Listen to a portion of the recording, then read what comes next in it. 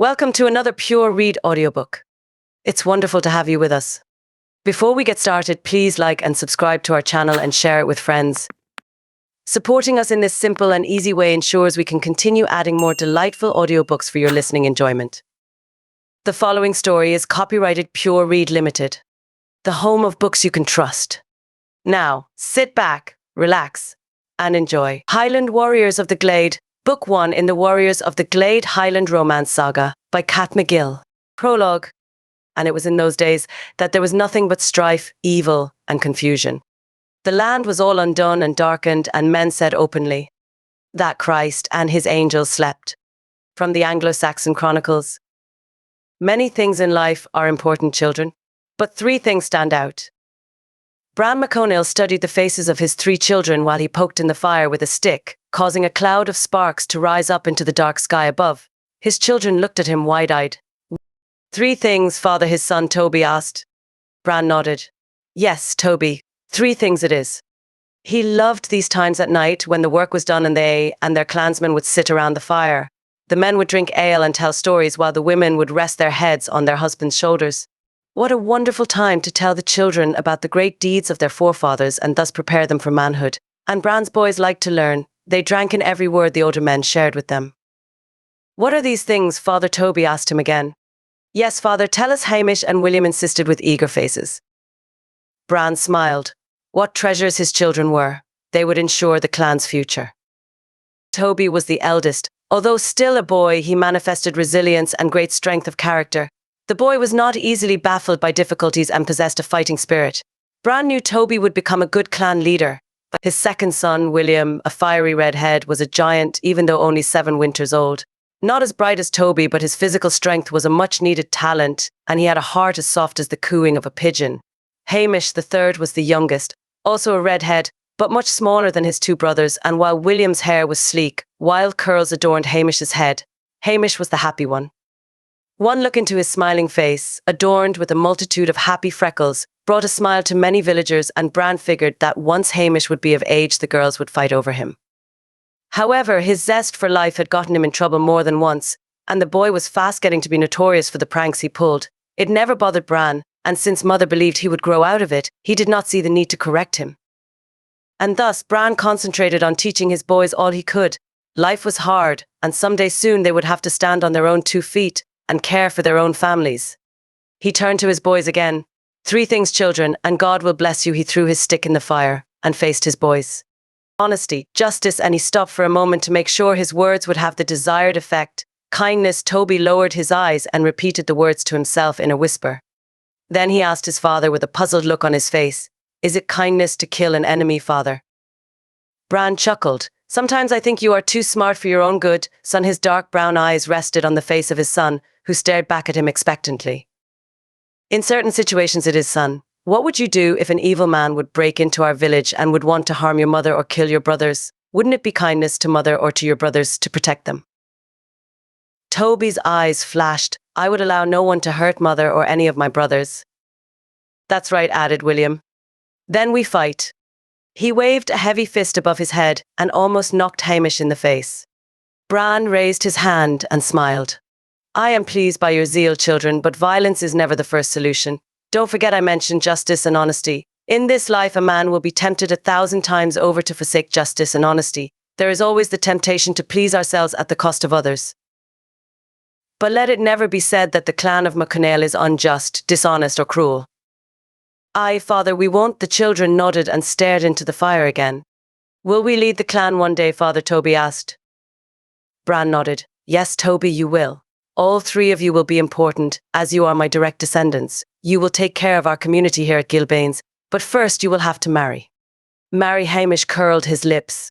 I don't want to marry. Girls are stupid. I don't think girls even like me, William piped up. All the girls think I am big and ugly. Toby laughed. Not true, William. I think Caitlin MacTom has her eyes on you. William blushed and he swallowed hard. Caitlin MacTom, really? Do you mean that? Ask her, Toby teased, but William looked away. Bran shook his head. Children, when you are of age, we'll find you each a good woman. Toby looked puzzled. Can't I find my own wife, father? Bran frowned. Well, most of the time we, as your parents, decide who you'll marry. But I suppose if you love someone, your mother and I would consider it. But marry you shall. After all, a man without a woman is only half a man. Toby scratched his head. Half a man? What does that mean, father? Bran threw another log into the fire and chuckled. Never mind, Toby. When you are of age, you will understand, but trust me, you will be fathers one day with lots of children. It's your destiny. I don't like girls, Hamish piped up, while a stubborn expression lingered in his eyes, but Toby gave him a push. Listen to father, brother. He knows what's good for you. Yes, said William. Father is right. Maybe tomorrow I will talk to Caitlin MacChonaill. She's nice. He nodded to himself as he thought about the possibilities. You want to come with me, Hamish? But Hamish shook his head. Nah, I've got something else planned. His eyes twinkled, and Bran knew another prank was fast forming in the mind of his adventurous young son. One day, Hamish, Bran said, you will think differently. One day the girls will fight over you. Hamish curled his lips. He didn't seem to like the idea at all. Chapter 1. The Battle of Glade. 10th June 1138. What strange warriors they are, Esquire Thomas said as he scanned the distant tree line some 300 yards away and studied the Scottish warriors who had assembled themselves for the battle. He shook his head and looked up at Sir Odo the Big. This will be an easy victory, sir. But Odo did not smile. There was something very sinister about this troop, and he didn't like it. Although the enemy did not seem organized in the accepted military fashion of the English, and their outfits were strange, he feared them. Actually, some of them hardly even wore an outfit, and were skimpily dressed and had no armor to speak of. These folks had their upper bodies uncovered and had tattooed themselves with blue dye and queer symbols. Others had put lime in their wild and unkempt hair and dressed it into fierce-looking spikes. A few of them had proper armor and had covered themselves with breast armor made of chains and wore bronze helmets with figures picked out on them and horns on the sides. Most had no protection to speak of. Yet their battle axes and the gleaming swords they held in their hands and the massive cowhide shields they carried were proof enough they could bring death and destruction. Look at them, Thomas smirked. They don't even have a formation, and they are barely dressed. He spit on the floor. Sir Odo rubbed his skin. Don't be too confident, Thomas, he answered without looking at his squire. Looks can be deceiving. Thomas did not agree. How can that motley crew be of any concern to King Stephen, he scorned. Not a sound was heard from the Scottish. They stared and stared at the English in absolute silence. To Odo, it was very unsettling. Stupid savages, Thomas snickered. I think they are just scared to death. Just the sight of our army has taken their breath away. Sir Odo the Big plucked at his beard. It's not the size of the dog, Thomas, but the size of the fight in the dog that counts. Sir, who would not laugh when having to fight against men with half-bare buttocks? They oppose our lances with uncovered bodies. If you ask me, they are only inspired by their contempt for death rather than by their strength. Thomas raised his eyebrows and looked up at the knight he was serving. Our army is far superior, isn't it? Odo did not answer and kept on staring from the back of his horse to the enemy in the distance. He was a muscular, heavy-chested warrior himself, and the lines on his hardened face spoke of resolve and determination. His arms resembled the strong branches of an oak. But that wasn't why they called him Odo the Big. That title had been given to him by Ilbert de Lacy, the Lord of the Honour of Glade, a friend of King Stephen of England. Odo had defeated so many of the king's enemies he was fast becoming a legend. And today he and the other knights had to lead de Lacy's army in yet another victory. Scottish King David had invaded the northern part of England. He had split his army in half and had himself gone off to Northumberland with his part of the army. The other half, under the leadership of the most important nobleman in Scotland, William Fitzduncan, was approaching Glade and now stood before them. Odo's mouth was dry. It always was before a battle, but this time he had an empty feeling in the pit of his stomach as well. There was something strange and foreboding about these warriors. To Odo, it almost looked as if they came from another world. He had heard strange stories of the Scots and how they fought relentlessly, almost as if with supernatural strength, and now seeing them for the first time himself, he had to admit that they caused him concern. Thomas, this will be your first battle, Odo said. I fear it is your inexperience that made you say the things you said. Never, ever underestimate the enemy. It is a fatal mistake. Look, Thomas, he pointed at a group of warriors on the side. Those with the painted faces are mostly Galwegian warriors. Remember the name? Thomas swallowed. Well, those javelins do worry me a bit. Odo nodded as he looked at the shiny spears of the Scots that reflected the sunlight. He had heard they could wield the javelin with such accuracy they would never miss their intended target, and sometimes kill two men with one javelin. The impressive weapon was over 12 feet long, and Odo wasn't sure how he could survive the impact if one of those deadly things would be thrown at him. Thomas scraped with his feet over the ground and opened his mouth. "What are we waiting for?" But he could never finish his sentence as a blood-curdling scream cut through the silence, and at once the Scottish warriors sprang into action. Discordant, unearthly sounds of horns burst forth, and the Scots yelled and shouted in deep, harsh voices while they were beating their swords and other weapons rhythmically against their shields. The battle had started and Thomas' face turned pale. Odo barked orders to the foot soldiers that stood in formation behind him, and he closed his helmet. "Get ready, Thomas," he yelled at his esquire. "Let's see what they are made of." The Battle of Glade had started. It was a massacre. The proud English army lost heart even before the battle started. The fierce yelling, the ominous pounding on the shields, and the savage expressions on the painted faces of the approaching warriors struck deadly fear into the English soldiers. Some of the spearmen forsook their posts, as did a lot of the foot soldiers. The infernal din by the furious Scots was so horrible that a few terrified knights even fell off their horses.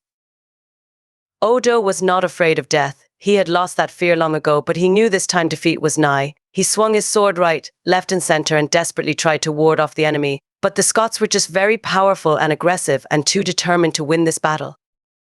Odo saw how the English were being pushed back step by step, and many of his countrymen had already fallen, but he wasn't going down without a fight. He would die with courage and honor.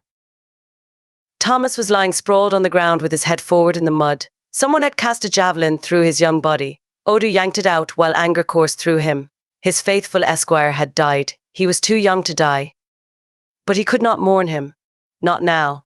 He had no time to think. A giant of a man with savage-looking eyes approached him and let out a roar as he swung his battle axe to kill him off. Odo raised his shield just in time. He reeled from the impact of the axe on his shield, but swung his sword toward the Scotsman. The man gave a yelp and plunged forward in the mud. Another soldier was dead. Everything in Odo's body ached and his arms felt heavy and sluggish. Nevertheless, he had to go on. He would not give in to the enemy. But how long would he still stand? Through the dust and the sweat that dripped into his eyes, he spotted a group of 3 young Scotsmen. They were fighting in a circle, all 3 of them protecting each other's backs. Unlike most of the others, they had not painted their faces and wore simple Scottish tunics. No Galwegian warriors. But judging by the way they wielded their swords, it was clear that they were anything but simple soldiers. One of them spotted Odo and let out a cry. "Aye, over there, a knight." As on command, the other 2 turned their faces and spotted Odo as well. The 3 moved in his direction. Odo prepared for the end. This was it. He could not ward off these 3 powerful young warriors. Maybe he could still take one of them down. He lifted his shield and sword and waited for the blows that would come. But they never came. Right then, a long, harsh sound penetrated the air. Someone blew on a horn. The 3 approaching Scottish warriors looked up and stopped just a few yards away from Odo and seemed unsure as to what to do. Then the Scottish warriors on the battlefield broke out in a loud cheer and yelled, "The English commander is dead. The English are defeated." It was an ominous sound, and Odo fell to his knees. The battle was lost, and he prepared for the end. All around him were the dead and the dying and the howling Scots. A few surviving English soldiers still tried to run away, but the Scots showed no mercy and killed them off. Odo prepared for a similar fate, but he didn't care. It was over. He did not want to go on anymore. The 3 Scottish warriors broke their formation and surrounded Odo. "Surrender your weapons," one of them said. Odo looked up at the man and stared him in the face. "Do what you need to do and do it quickly."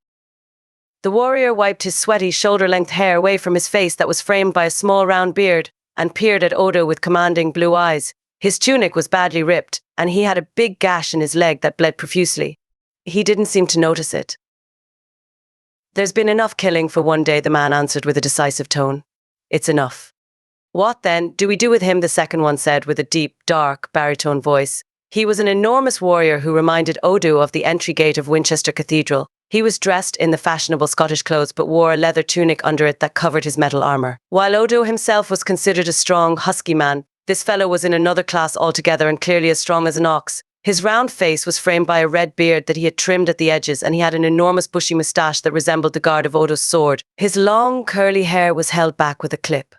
Even though the effects of the battle were seen on the man's face, his eyes held no malice.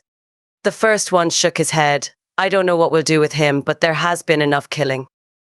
"Aye, let him go," offered the third one, a short, stocky fellow who wore the same pattern on his tunic as the other two. He had it wrapped around him, held in place by an enormous leather belt, at least a foot wide.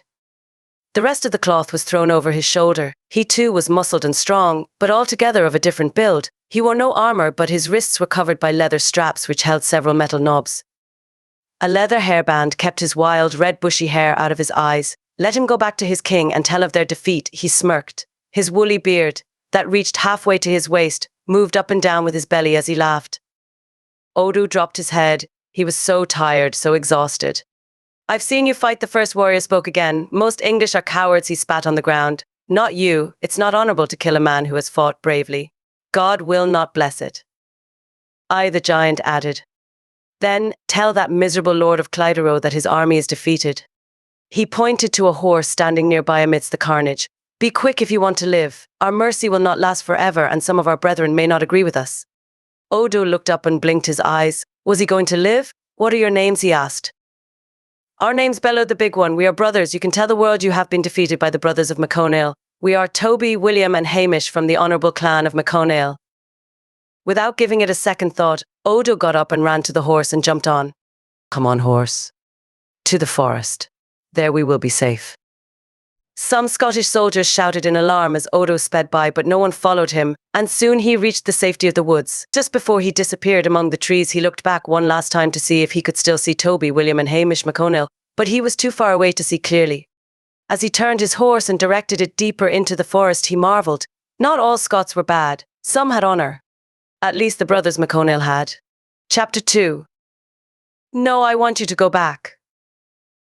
Fitzduncan was sitting on a seat in his tent and rubbed his short-shaved head as he looked the three brothers in the face. The words hung in the air, and judging by the tone of his voice, there was not much room for questioning. "I promised your father that when we came as far as Glade, I would send you home," he explained.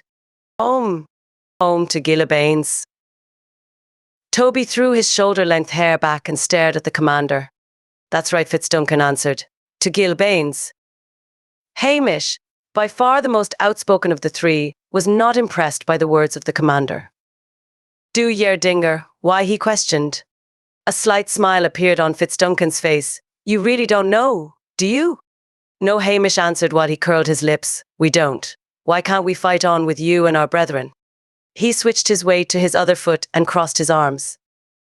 William, the giant, tugged on his beard and lifted his hand. "Let the commander speak, brothers. Keep yer hide. It is not our place to question our commander." Fitzduncan nodded. Wisely spoken, William MacChonaill, his voice changed. It became more soft and gentle. "I could use you in battle, lads. The gods know I do. But there's another plan for you." Hamish wanted to speak up again and took a step forward, but Toby pushed his brother. "Speak, commander." Fitzduncan leaned forward. "It's the lassies, men." "The lassies," Toby blinked. "What about them?" Fitzduncan grinned. "The lassies. Back home." "Are they all right?" Toby asked as a sinking feeling entered his heart. Fitzduncan nodded. "Don't worry. They are more than all right. They will marry soon." "What?" barked Hamish. "My girl will get married." His eyes darkened and his muscles tensed. "To whom?" Fitzduncan couldn't hold back his laughter. "To you, Hamish. There will be a huge party in Gilbane's and I wish I could be there to enjoy it. But alas, I've got a battle to fight." The three brothers stared at each other. The news surprised them. Toby was the first to react. "What party? How?" Fitzduncan's eyes held a gentle glimmer. "Aren't you all three wanting to get married? Well, this is it. Your father has arranged for a multiple wedding in the traditional style of our ancestors, and as far as I know your father, it will be grand." Slowly, the understanding of their father's plan dawned on the brothers. The sunshine broke through the clouds on Hamish's face, and he nodded in pleased agreement. "I will marry my beautiful Isla," he slapped William on the back. "And you, brother, will join with sweet Caitlin?" Excitement rose within William. His eyes became teary as he mumbled, "Yes, I have longed for the day." "And you, Toby, who's going to be your wife?" Fitzduncan asked. "Do I know her?" The question didn't seem to register. Toby frowned and worry lines cast a shadow over his face. "How can I party, sir, when you and the others are fighting battles? It doesn't seem right." But Fitzduncan shook his head. "Who? Toby MacChonaill. Who is it?" Toby looked up. "Excuse me, sir." "Don't be a fopdoodle. Who will be your wifey? Don't you want to go home and spend time in the Garden of Eden?" Toby's eyes lit up. Sure I do. Her name is Skye O'Hain. Her presence is with me on the battlefield, and there's not a night I am not kissing her face in my dreams. Still, it doesn't seem right for me to leave you when the battle is not over. Fitzduncan shook his head. What battle? We won a battle, and for now, this was your last one. He poured himself a cup of ale and motioned with his hand that the conversation was over.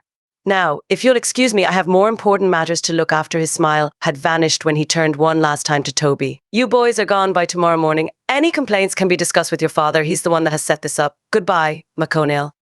Boys, Hamish murmured. Fitzduncan smiled. Yes, boys, you're going home to become men. Toby, Hamish and William turned around and left the tent of their commander.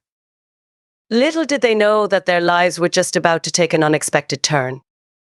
The next morning, just after sunrise, the three brothers left the camp of Fitzduncan. They mounted their horses, said their farewells to their comrades, and started the long journey back to Gilbane's. The early morning rays were piercing through the low-hanging mist that covered the flower-filled hills, and the riders were in good spirits. Toby's initial reluctance had given way to joy, and he was now as excited as Hamish and William. An occasional rabbit would stare in surprise at the three riders and hide himself behind a rock, and songbirds in the scattered trees throughout the land were singing their praises in honor of a new day. Nothing could suggest in the least that a terrible battle had been fought in the region only days earlier. After an hour, William broke out into a song and the others were quick to join him. Their spirits rose as the brothers sang at the top of their lungs and their harmonies wafted over the Highlands. After some time, they came to the edge of a deep forest. Toby squinted his eyes and nodded. I've been here before. Follow me, brothers. He guided his horse into the thick forest, and soon the trees were so thick and the undergrowth so heavy they had to stay close together as to not lose sight of each other. When they came to a clearing, Toby lifted his hand and stopped. Let's rest for a while. He got off his horse and took a chunk of bread out of his saddlebag and stretched out on the grass. The others were quick to follow. Tell me, William, he asked with a chuckle and his mouth full of bread. What's Caitlin MacTum like? William blushed as he leaned his heavy body forward. She is blonde like mother's fresh bread. Her freckles are like stars in the moonlit sky and her smile is like the waterfall of Alethlin. Her eyes are green like the emeralds on your sword, Toby, and her body is as soft as the cloth of Aunt Aileen.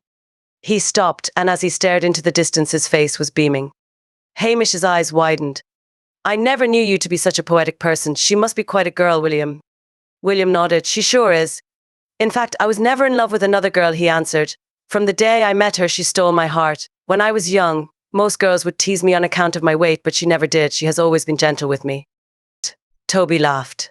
And now all those silly girls from our youth, the ones that teased you, are going to be sorry. Which woman wouldn't want to be held, be loved and protected by those strong arms of yours? William grunted in approval and a grin covered his face. You are right, brother. Caitlin loves to be held by me. She is the only girl I would ever want to marry. Toby nodded. Good for you, brother. When did you realize she was the woman for you? William's eyes became shiny. I never told you this, but when I was 8, I met her by the river. We were just kids, but she was standing there overlooking the water. The sun was casting shimmering rays through the forest, and they reflected on the water. Everything sparkled that day, and it seemed that Caitlin was covered in a blanket of light. I had never seen such a beautiful sight. I wanted to talk to her, but I was afraid I would say the wrong thing and she would think I was a dunderhead, so I hid in the forest. William chuckled as he thought of it.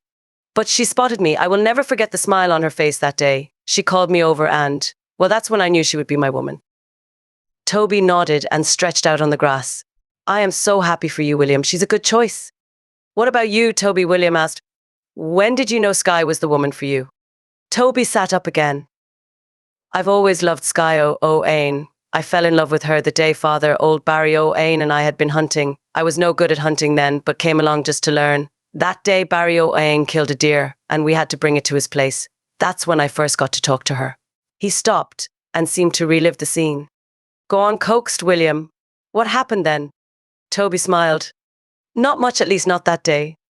But we talked. I had seen her before occasionally, but that day I really saw her. Her long brown curls impressed me, and I loved her sharp blue eyes. But what I liked about her the most was her lively spirit. I still do to this day, and what's more, I can talk to her for hours. Then she will hold my hand and she will listen. I don't know how it works, but we seem to understand each other. Hamish laughed. Don't tell me it's only her mind, Toby. She's just about the most beautiful girl around. I've not seen another girl with such a fine and delicate figure as Skye O'Ain. Toby nodded.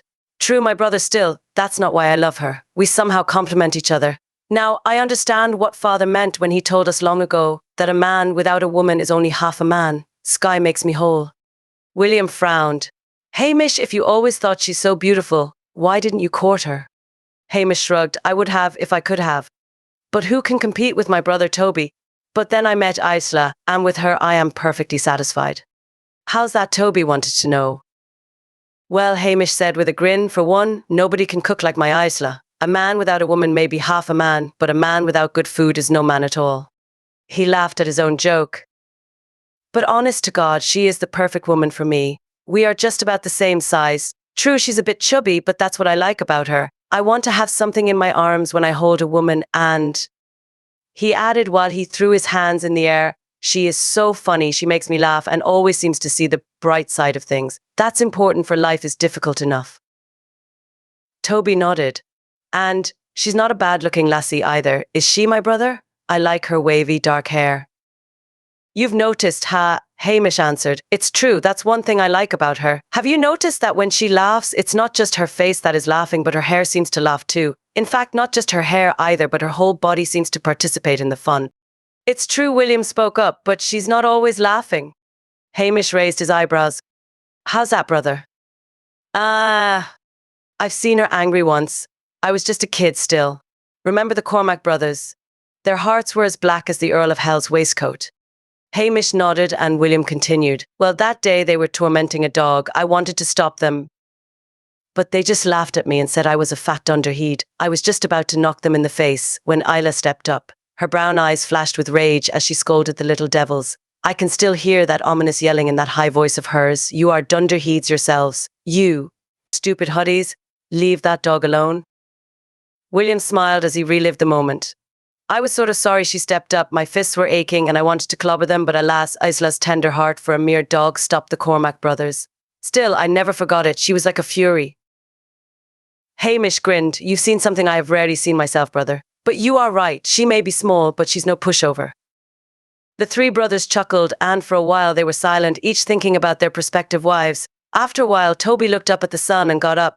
Brothers, if we want to get home before dark, it's about time to go on. Hamish nodded, and he and William jumped up. Then let's go, brothers. Soon they left the clearing and entered the forest again. William started singing again, and the others joined once more. Chapter 3. Toby, Hamish, William, they are back. The MacChonaill are coming. The news spread through town like wildfire.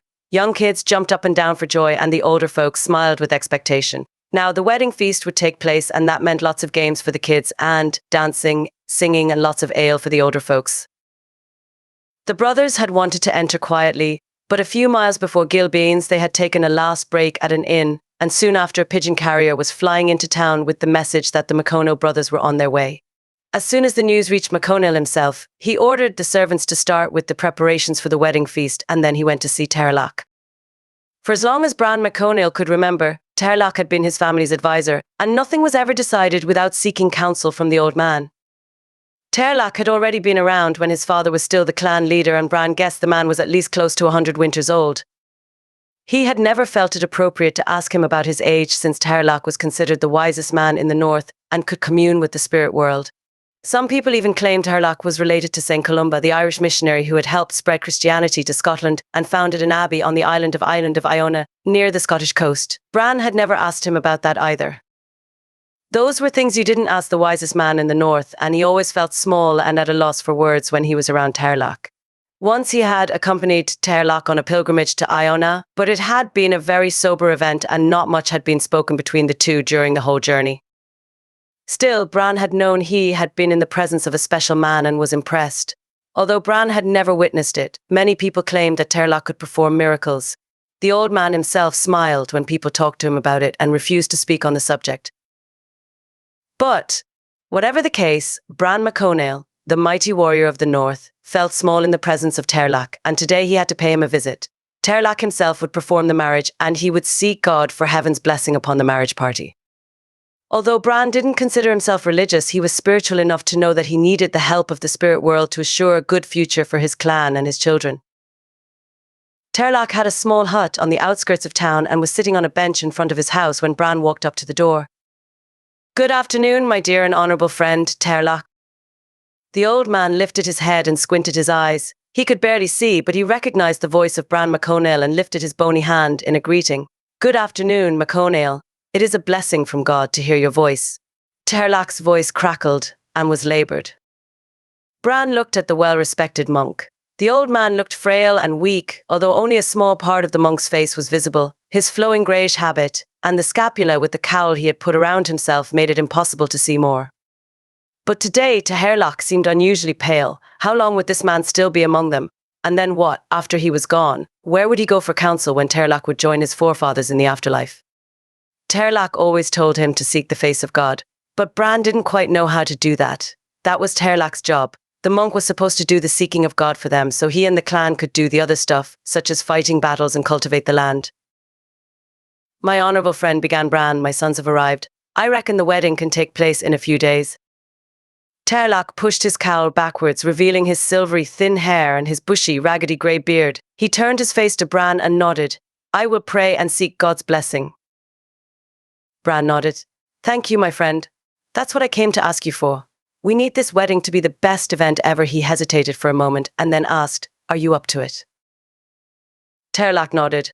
"I feel rather weak these days, but I wouldn't want to miss this event for the world. Rest assured, MacChonaill, I will seek God's face tonight, ask for his blessing, and then in a few days we will have one of the best weddings this town has ever known." "Thank you, Terlock. That's what I came for." Bran turned around and left and felt confident that all was in God's hands.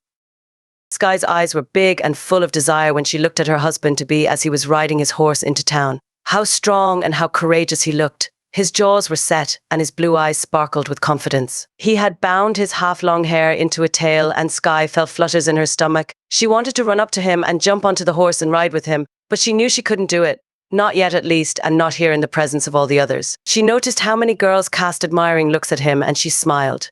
Toby was hers. She would marry him in just a few days and then she could lie in his arms every night for many years to come. Still, she pondered how wonderful it would be if she could ride with him on his horse and be pressed against his muscular body and smell his manly scent. She imagined how she would shout it out for the entire world to hear. "Here's my husband, my warrior and my love." But she had to wait, only a few days more, and then she could finally surrender herself to this gentle man who had stolen her heart the very first day he laid his eyes on her.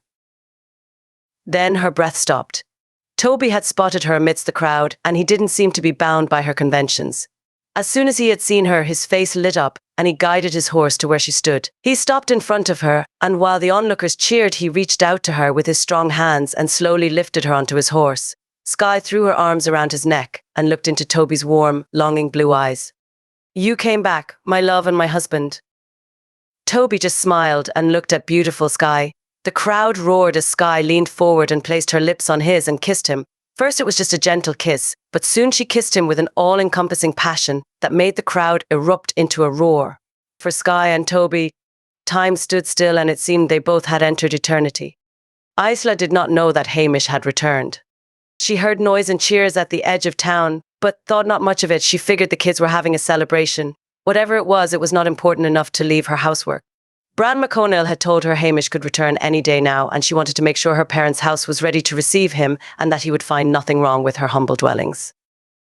It was already almost full moon again, just like the day he left so long ago. Since that day, Isla had prayed for his safety every day. It was the only thing she could do. She remembered how he left smiling and full of confidence. "I'll be back before you know it, Isla. You better make sure supper is ready." He had laughed at his own joke, but Isla had not liked it. "Fighting is no laughing matter," she chided him. "What if you get killed?" Her voice had quivered. He had laughed. "Me? Getting killed? No way. Weeds can't be killed." But that had not comforted her in the least. "Please, Hamish, take good care of yourself. I do want to marry you." "And so we will," he answered. He had wiped a lock of her dark, wavy hair out of her face and kissed her forehead. "I am coming back." He hesitated. "Do you think I want to go to heaven without you? There's no cook in heaven that can cook like you. The angels can't. I don't want to go there without you." She smiled through her tears that day as she waved him goodbye. But that was long ago. Where would he be now? The image of his face flashed before her. She was so lost in her thoughts that she didn't hear how the front door opened with a gentle creak. Hamish entered and looked for a moment at his beloved Isla. He coughed. Isla. A shiver went through Isla's body as she heard the familiar voice. She spun around and let out a cry as she stared into his smiling eyes. Hamish, my love, she ran up to him and threw her arms around him. You came back. Hamish closed his arms around her and kissed her. Then he leaned his head back and looked at her. Of course I came back. There was a twinkling in his eyes. Nobody cooks like you. I told you so. Isla acted offended, but there was a smile on her face as she gently slapped Hamish's head. Tonight, I'll serve you nothing but leeks and onions since you stayed away so long. Hamish laughed. In a few days we'll have the wedding meal, so leeks and onions serve me just fine. But it's you I really long for, my love. Are Toby and William all right? Isla asked with a worried look. Hamish nodded. We're all fine, but let's take a walk and then we can talk. He took her by the hand and led her towards the door. Isla lifted her eyes to the heavens and whispered a silent prayer of thanksgiving that the brothers had safely returned. After William had knocked on the door of Caitlin MacTom's home, he impatiently tapped on the ground with his foot. What a joy it would be to see Caitlin's fine face again. In a few seconds he would sit next to her again, touch her soft, blonde hair and let it slide between his fingers. He could already smell the fresh scent of wildflowers she often put in her hair, and when he thought of looking into those beautiful, happy, green eyes, deeper than Loch Ness, his heart skipped a beat. He knocked again. Caitlin, it's me, William. I came home. The door swung open. William was ready to lift his bride into the air and swing her around, but Caitlin's face did not appear. Instead, it was her mother who opened the door. Caitlin MacTom was not at home, and William swallowed hard. My dear William, Mother MacTom said after she opened the door, I am so glad to see you are safe and sound. She stretched out her hands and pulled the head of the giant close to hers so she could place a gentle kiss on his forehead. William dutifully let her do it. Hello, Mother MacTom, he answered in his deep, bass voice. I reckon that Caitlin is not at home. Mother MacTom shook her head.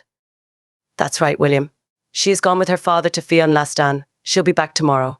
But, please come in. Caitlin could not stop talking about you and the wedding. A hopeful smile flashed across her face. Now you and your brothers are back. The wedding will be soon, won't it? William smiled. I believe father has been asking Terlock for a confirmation, but that's only a formality, really. He plucked at his beard and added, too bad, Caitlin is not at home. Mother MacTom opened her door wide. You'll see her soon enough, William. You two are such a good couple, she said. But please, come in and tell me all about your adventures.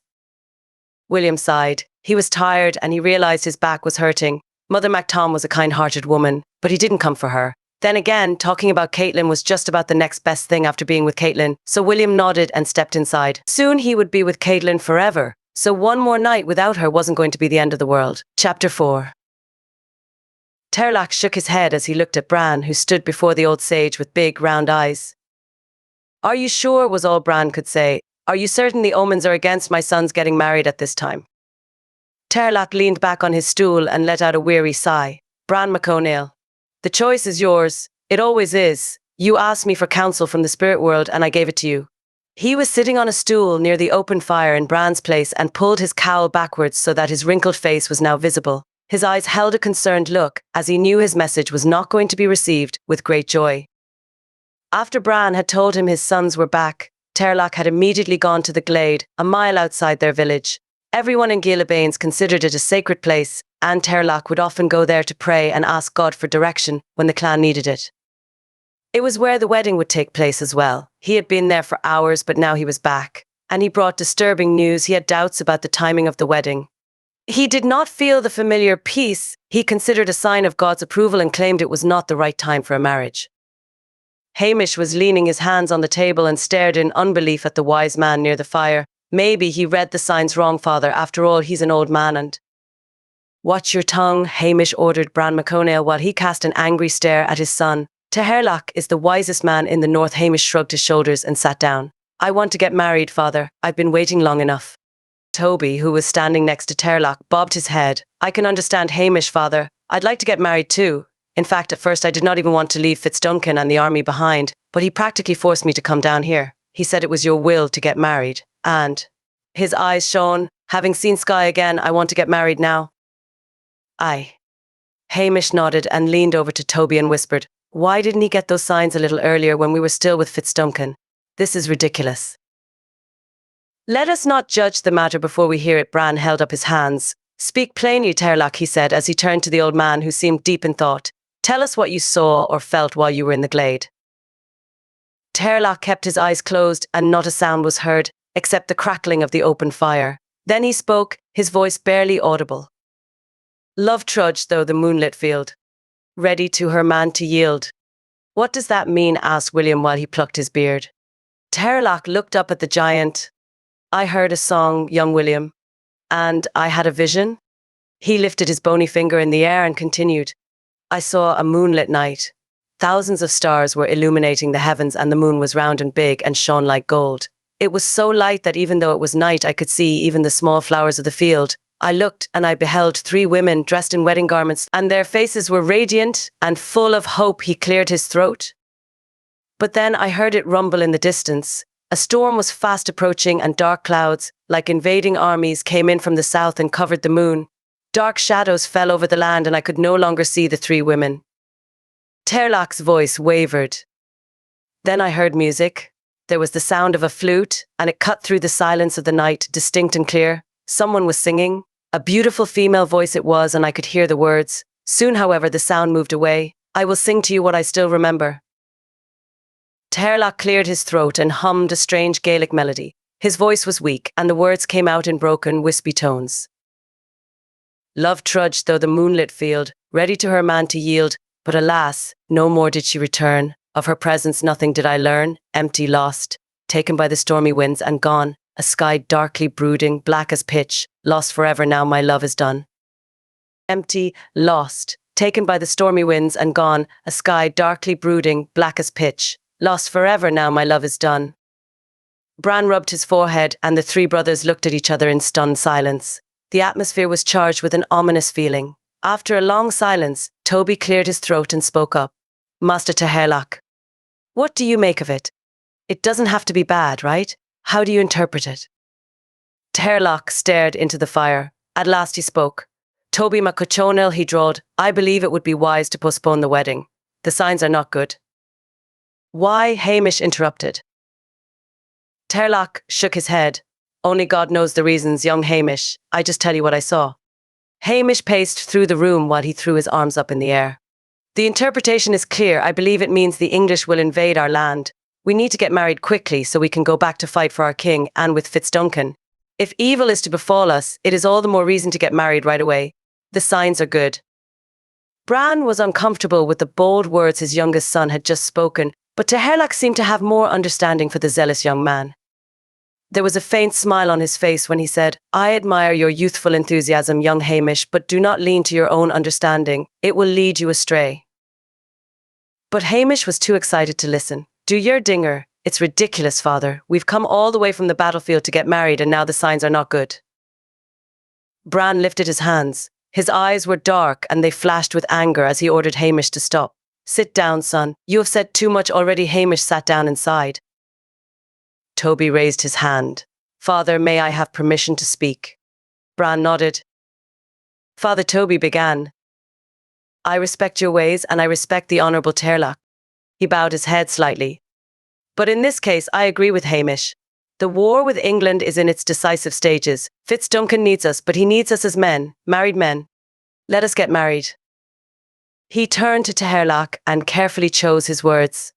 According to your vision, there will be trouble for our families. You said the storm clouds came from the south. That could only mean England. He turned to Bran and pleaded with his eyes. Father, now, more than ever, we need to unite and crush the English enemy once and for all. But we can no longer fight as boys. Marry us so we can fight like men. Hamish grunted in agreement and even William nodded. Terlach sighed.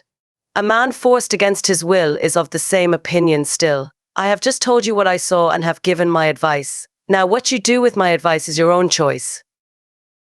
That's right, Hamish said with a loud voice. You hear that, father? It's up to us. God is giving us our choice. I say, let us marry. I, said Toby. I too say, let us marry. William seemed unsure. Bran paced back and forth through the room and was thinking. At last he stopped in front of William and asked William, do you want to marry Caitlin now or in a few months? The giant bit his lips and stared at Bran. Father, I wanted to marry Caitlin yesterday. Let us marry. Let's do it now. If trouble comes, I would like to face it as a married man. It will make me more determined in my fight against evil." Bran let out a sigh and said, "Then it is decided. The wedding will take place the day after tomorrow." Toby smiled and Hamish placed his hand on William's arm while he said, "Well spoken, brother. Caitlin will not have to wait any longer, and neither will Isla and Skye." Grand smiles covered the faces of the three brothers and they slapped each other on the back. But Terlac didn't smile. He stared in the fire. After a while he got up, pulled his hood back over his head and told Bran, "I will marry your sons the day after tomorrow in the Glade. Let us pray that God will look down from heaven with favour." Bran nodded. "I hope you understand, Terlac. We've been planning this event for so long and, well." Terlac touched Bran's shoulder. "These are perilous times, my friend. We need to be harmless as the dove, but it is also required to be wise as the serpent." Then he stepped out the door and disappeared into the night.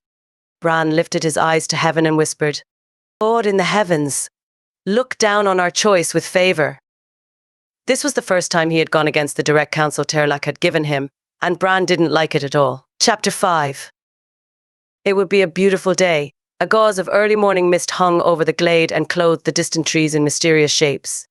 But the mist was already reluctantly withdrawing its troops as golden rays of sunlight were piercing through the fog and sparkled on countless dewdrops hanging on blades of grass and wildflowers alike. The damp earth still had that smell of the freshness of dawn that brought joy to many an early riser. This was truly a glorious day in a glorious spot. The glade itself was situated right in the middle of the forest. Actually, it was nothing more than a clearing, just about the size of Bran's pasture in Gilbanes, and was surrounded by wide and sturdy oaks, the predominant trees in the vast forest. But it was more than just a clearing.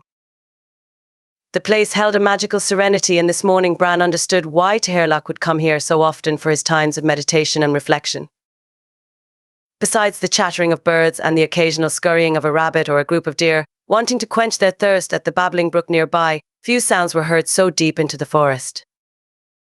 But he also knew the silence wasn't the only reason Terlac considered this glade the sacred spot of Gilbanes. There was more. Right on the edge of the clearing, at the foot of an oak that was thicker than 10 warriors tied together, was a circle of 7 queer-looking stones. Strange stones they were almost square, although they contained no sharp edges. Each stone was just about the size of a Scottish shield, and nobody knew who had put them there, nor when or why. They had always been there for as long as the people could remember, and nobody in Gilbanes had ever seen such stones anywhere else. Their sides were smooth, as if someone had polished them, and because of that, they reflected the light in a most unusual way. Yet, it seemed their smoothness wasn't the result of the work of some craftsman, it was their natural state. They were mostly white, but long shards of darker grey and even black ran through several parts of the stones, giving them a mystical appearance. Once, a warrior had tried to cut the stone, but it had been too hard, and before long he had given up. Since the man had died only a day after his attempt, when he happened upon a wild boar, word had spread that the stones were magical. Some said it was a gateway to the other world, while others said druids had put them there to perform sacred rituals, but nobody knew, not even Terlac.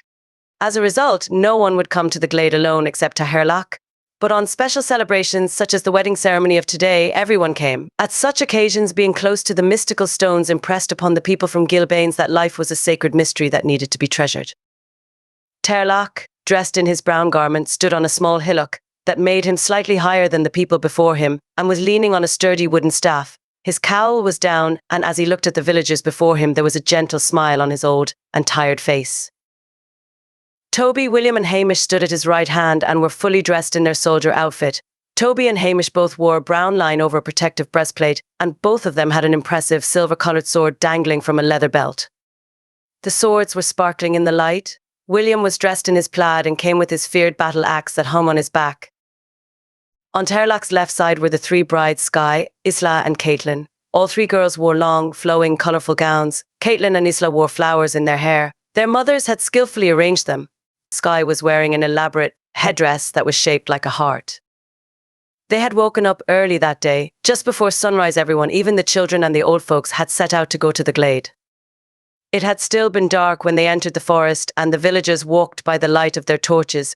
But before long, morning had broken, and it was then that the singers broke out in song, and all villagers, young and old, joined in the singing of their favourite hymns. It had been a joyful procession, but as soon as they entered the glade, the spirit changed and became sober and solemn. The villagers had grouped together in silence, waiting for the ceremony to begin. But now it was almost finished. The vows were about to be said, rings would be exchanged, and the festivities could burst forth. And thou, Toby MacChonaill, wilt thou take Skye O'Kane to be thy wedded wife? The wind carried Terlach's voice over the glade, and the villagers held their breath for this solemn moment. Wilt thou love her, honour her, and guard her, in sickness and in health, for as long as thou live? Toby's eyes danced with joy as he beheld Skye, who cast him a gentle smile. I will, I most assuredly will. Terlach then turned to William and asked him the same. William answered in a similar manner with his familiar deep voice. The old monk turned to Hamish, who said yes even before Terlach was done. Now it was time for the girls to say their vows, and when all three of them had answered with a wholehearted yes, Terlach stopped and turned to a small altar nearby and picked up a colourful red ribbon. Toby and Skye. Come forward, he said in an earnest voice. Toby took Skye's hand in his, and they both stepped forward. Terlach smiled and said, with this band I tie the two of you together, until death will break this union. He took Toby's wrist and tied the ribbon around it, and fastened the other end to Skye's wrist. You may now exchange the rings, he said in a whisper. When the rings were fastened on their fingers, Terlach nodded at a small altar boy with long brown curls, and the boy shouted at the top of his lungs. Toby MacChonaill is now married to Skye O'Kane. Everyone shouted and cheered as loud as they could. When the noise subsided, it was William and Caitlin's turn. After the ribbon was tied around their wrists, everyone shouted and cheered again, and then the ritual was repeated for the last couple. Terlach nodded one last time to the altar boy, who shouted again, let the party begin. Let us feast and rejoice, for God has blessed our clan. More cheering and shouting, and although they were in the glade, standing not too far away from the mysterious stones, music and singing broke forth. Toby kissed Skye and lifted her up in his strong arms and twirled her around. Her gown was gracefully flowing along. We are married, he yelled. I am the most blessed of all clansmen. I'm married to the most beautiful girl in all of Scotland. William just clutched Caitlin to his chest and said nothing. He and his new wife seemed to savour the moment in quietness, just being grateful to be together. Hamish was so happy his whole face was flashing pure joy. Terlach had just climbed down from the hillock, and while he was leaning heavily on his staff, he placed his arm on the young man's shoulder. I pray for you, young Hamish. You are a good man. Do not let your zeal run away with you. Hamish pressed his lips together. Thank you, Master Terlach. He pulled Isla close to his body. I respect you, Master, and I thank you for marrying me and my beloved bride. He hesitated, but then he spoke what was in his heart. But this time you had it wrong. This is the most beautiful day of my life, and now I can face any storm that's coming my way. Terlach gracefully nodded. I am just an old man, and I am of the same make as you, young Hamish. Only God is without fault, which is why we ought to pray for one another. His eyes looked as sober as on the night he had shared his vision.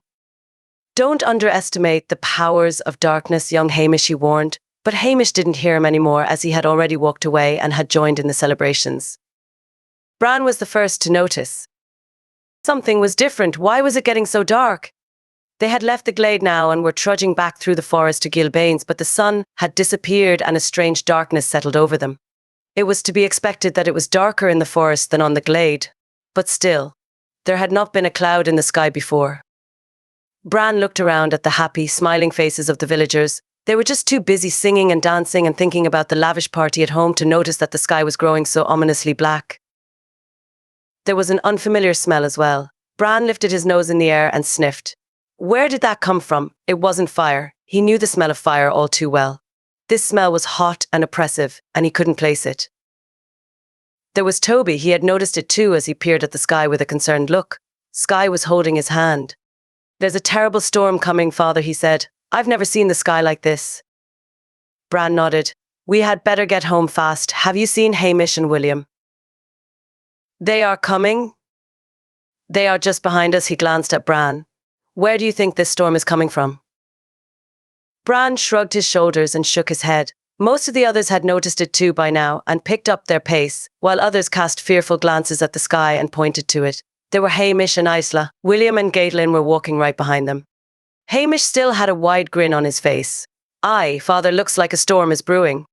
We've got to stay together, ordered Bran. Hamish frowned.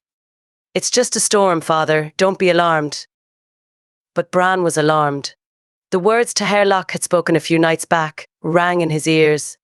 Empty, lost, taken by the stormy winds and gone. A sky darkly brooding, black as pitch. Lost forever now my love is done. I don't like it, Bran said. Protect your wives, children. Come on, father. Hamish said, You are not thinking of that song that Terlach sang. That was just the vision of an old man. We are mighty warriors. We're not afraid of a mere storm and bee. But he couldn't finish his sentence, for right beside them, a flash of lightning struck out of nowhere and hit an enormous oak only a few feet away. It split in two and fell over with a deafening crack and instantly caught fire. The MacChonaill stared at it in confused awe, and for a moment no one moved. Where did that come from? Stammered Hamish. Around them, the villagers cried out in panic and ran. The sun was now completely blocked and darkness had settled upon them, as if they were walking in the heat of the night. The burning oak tree cast strange, whirling shadows on the ground, and the forest that only minutes before had seemed so friendly had turned into a sinister portal to hell. Run, Bran shouted. We need to get out of here. As soon as he had spoken the words, another lightning flash came down without the slightest warning and struck another tree right behind them. It also caught fire. Where's the thunder? Cried William with panic-stricken eyes as he ran while dragging Caitlin along by her arm. It's the work of demons, Bran yelled. Follow me, I know the way. He dashed forward into the dark, hoping and praying he would know the way. A third lightning flash came down nearby. It didn't hit a tree, but it illuminated the forest for a second, and it was enough for Bran to spot an overhanging rock formation. There he shouted, his voice cracked under the strain. There we will be safe. He ran in the general direction as good as he possibly could for the darkness, and the others tried to follow him. Isla fell over and cried out in pain. She had sprained her ankle. Hamish stopped and ran back. Bran reached the overhanging rocks and ducked under them while he yelled at the top of his lungs, so the others would know where he was. There was Toby. Skye was right on his heels. Where are William and Caitlin? Bran shouted. They are. He could not finish his sentence. His eyes became wide. He could not finish his sentence. His eyes became wide. Right before them there appeared a shaft of light. An unearthly, bluish shimmering light broke through the dark sky and lit up the entire forest. They could see William and Caitlin only yards away, huddled together on the forest ground. Further down, Hamish and Isla were lying in a hole and were holding on to each other in sheer desperation. Isla was weeping. Bran stared at the appearance while his mouth hung open. Even though it didn't hurt the eyes, Toby cried out in terror and covered his eyes. Bran saw how William pushed Caitlin's face into the earth and heard him say, Don't look, Caitlin. Don't look, Caitlin. He himself had his eyes fastened on the strange light. Everything became intensely still and nobody dared to move. The shaft of light was scintillating and sparkling but seemed steady.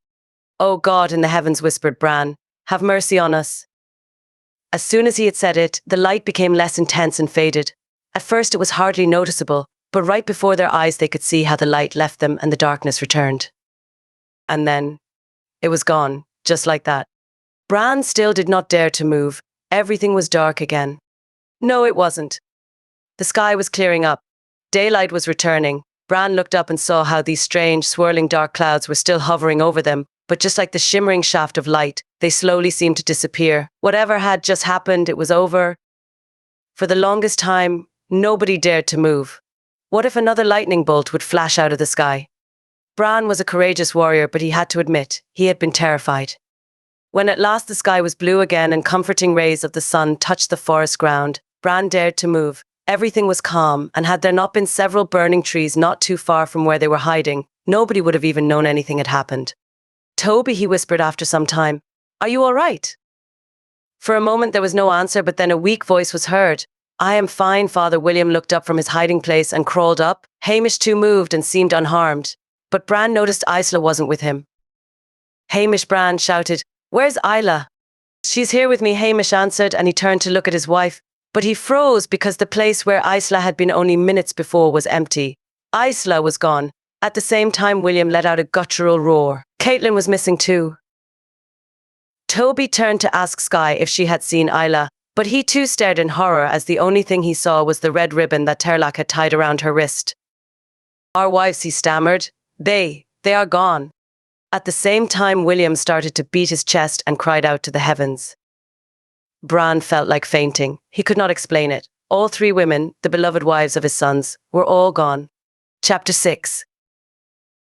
Terlach had no explanation. It's dark magic, he whispered. The powers of darkness have been at work. That didn't comfort Bran in the least. What can we do? He asked with a pained stare. We must do something.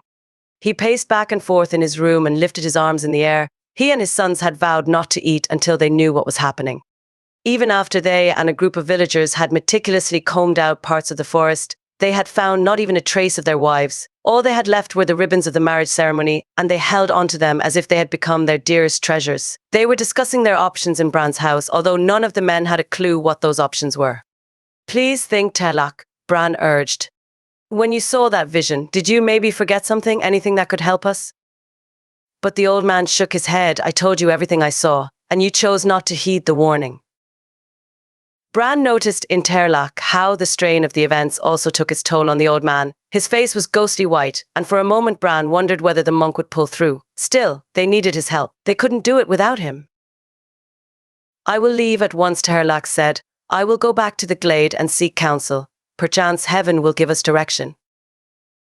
Toby nodded. "Thank you, Master Terlach. We will listen to your counsel this time." They had made light of Terlach's warnings before. It wouldn't happen a second time. Guilt hung like a millstone around their necks, especially the last line of the song pressed heavy on all of their spirits. "Lost forever, now my love is done." The thought that the women were lost forever and that love was done was unbearable, and the brothers vowed not to ever again be so flippant about the counsel of heaven. On the third day after the disappearance of the women, Terlach returned. Bran ran up to meet him while he was still a ways off. "Did you get answers?" Terlach's voice wavered. "I believe we are in an intense spiritual battle. I have received nothing definite." Bran sighed and shook his head. But Terlach continued, "There is hope." "A hope? How?" The old man smiled weakly and then quoted a poem. "There is a star that's gleaming o'er the future's troubled sky, struggles tremulously beaming to reveal what there may lie." Bran raised his eyebrows. "What does that mean?" "Faith, dear Bran, we must have faith. At times when we cannot see, we need to draw nigh unto heaven. It's a requirement, and then God will show us what to do. We must put our trust in heaven." Bran grunted. "I want to do something now. I can't sit here and do nothing when the wives of my sons have been stolen away by some demons of the netherworld." Terlach's breathing was weak. "Believe in the star, Bran. Believe in the star of heaven."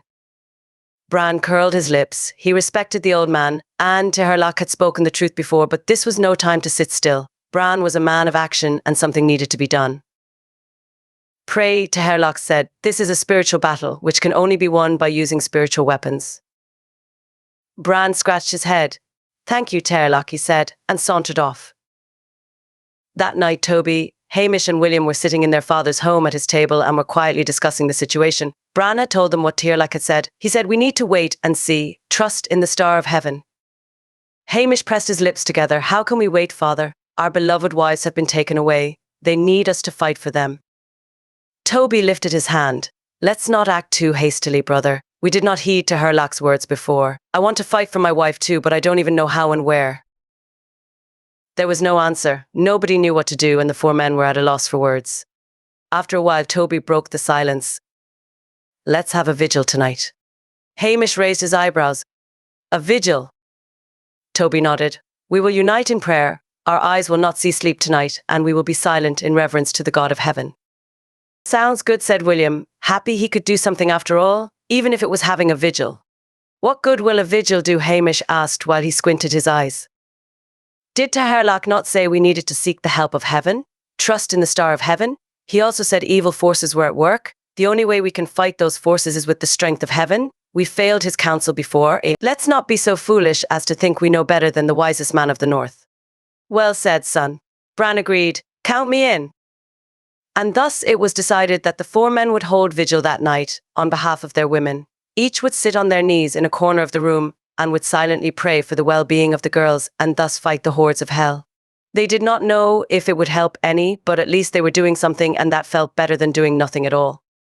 Staying up and holding vigil wasn't as easy as the warriors had thought. Fighting battles and swinging swords at visible enemies on the battlefield turned out to be a lot easier than being silent by the light of a flickering candle and sending up prayers to the spirit world. Still, they refused to give up. Especially William had a hard time, and several times he caught himself dozing off. It seemed he couldn't keep his eyes open. If he could just rest his head on his chest for just a few minutes, he would feel better. He felt comforted by the beautiful music that was playing in the background. Music? What music? He jerked his heavy body out of its slumber and listened. Had he fallen asleep anyway? But he had not. There was music. From somewhere far away he heard the sound of bagpipes. Brothers, he broke through the silence. "Ah, what is it?" William Hamish asked. "Do you hear that?" "To hear that." "What?" "Bagpipes. I hear bagpipes in the distance." "Bagpipes." The others opened their eyes and listened too. "Good heavens," exclaimed Bran. "I think you are right." They all heard it now. From somewhere far away came the wailing sound of several bagpipes. "What's that?" Toby asked. "Nobody is out at this hour. We're in the middle of the night. Who would play the bagpipe now?" William wondered. "Well," Hamish said, "let's find out." Toby stared at him. "Go out. Now, in the middle of the night." "Do your dinger, brother," Hamish answered. "We've just lost our wives. Strange things are happening, and right during our vigil we hear bagpipes. Don't you want to find out what's going on?"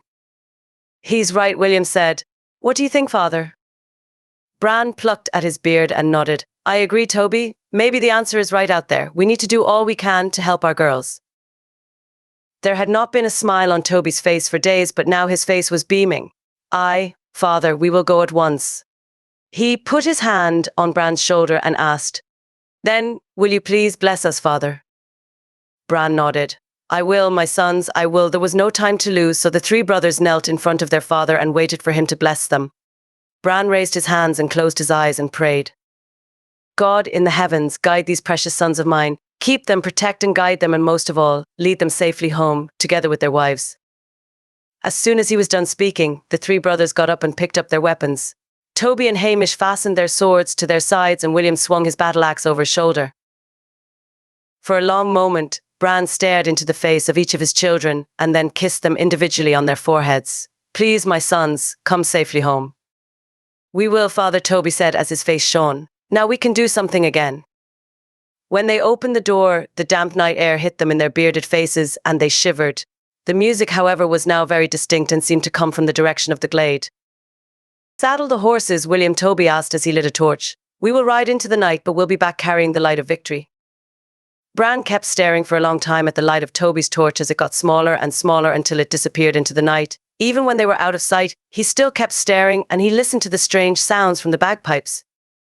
At last the cold got to him and he closed the door. His sons were gone. The journey through the forest was difficult. The horses were well trained, but the ground was full of holes, roots and branches, and since they only had the light of the one torch that Toby carried, they had to go slow. However, the journey on horseback was infinitely faster than when they had walked the same path a few days earlier, going to the marriage ceremony. The music got louder as they came closer to the glade. Almost there, Toby whispered while he held his hand on his sword, ready to strike. Through the trees they could already see the clearing. They noticed a faint light coming from the clearing. "Where's the light coming from?" William whispered back. "Let's find out," Toby answered, "but we'll do it by foot." They slipped off their horses and quietly snuck from tree to tree until they came to the edge of the forest. They expected to see a group of men playing the bagpipes, but they saw no one. Still there was music. "Look," Toby pointed to the giant oak tree and the special stones. "What in the world is that?" Their breath stopped as they beheld the mysterious stones. They were glowing with the same unearthly light that had whisked their wives away, but not a human soul was in sight. "I am going in," Toby said. "You're crazy," Hamish said. "There are powers at work that we do not know." "You want to find out what happened to Isla, or not?" Toby sneered. "Of course I do." "Then stop your whining." William cleared his throat. "I am with you," he said. Toby took his sword in his hand and William got his battle axe ready. "Are you coming, Hamish?" Hamish nodded. "Of course." The three brothers stepped out of the forest and cautiously walked up to the glowing stones. When they came closer, the music became louder and louder. "The music, it's coming from the stones," mumbled Toby. "I can see through the stones," Hamish said. It was true. The stones somehow radiated with their light, but it made them almost see-through. Images could be seen in them. Images of faces. Faces of people. Some wore crowns and some wore helmets. There were the faces of women too, some contorted and in pain, but others looked dignified and proud. "What in the world is going on here?" Toby cried. Toby stepped inside the circle and touched one of the stones. As soon as he did, the music stopped. They no longer heard bagpipes, but now the faces in the stones whispered, and a strong wind began to blow. Thousands of voices muttered through each other. mostly in tongues that were unknown, but some were in the Gaelic dialect. These voices spoke of battles and wars that the brothers had never heard of. "Let's get out of here," Hamish shouted, as he wanted to be heard above the noise of the voices and the wind that kept blowing harder and harder and harder and pulled on their clothes and hair. Toby lifted his sword in the air and swung it around in a futile attempt to defend himself against the voices. William pressed his hands over his ears and Hamish turned around and wanted to run. But before he could leave, the circle of stones and everything around the brothers began to spin around faster and faster, faster and faster, and then everything was still. The voices stopped, the music was gone, and the wind had died down. The light in the stones was no longer shining, and all became dark. A gentle mist hung over the glade, and far above, the heavens were full of stars. Toby's horse whinnied, but his master was not coming back. The brothers had vanished. The end. Thank you for listening. Here at PureRead, we aim to serve you, our dear readers and listeners, with good, clean Christian stories. You can be assured that any PureRead book you pick up will not only be hugely enjoyable but free of any objectionable content. We are deeply thankful to you for choosing our books. Your support means that we can continue to provide stories like the one you have just listened to. Please like and subscribe to our channel. That way you'll be the first to hear when new stories arrive for your enjoyment. To browse our range of clean and wholesome titles, go to pureread.com. God bless you. And thank you again for listening.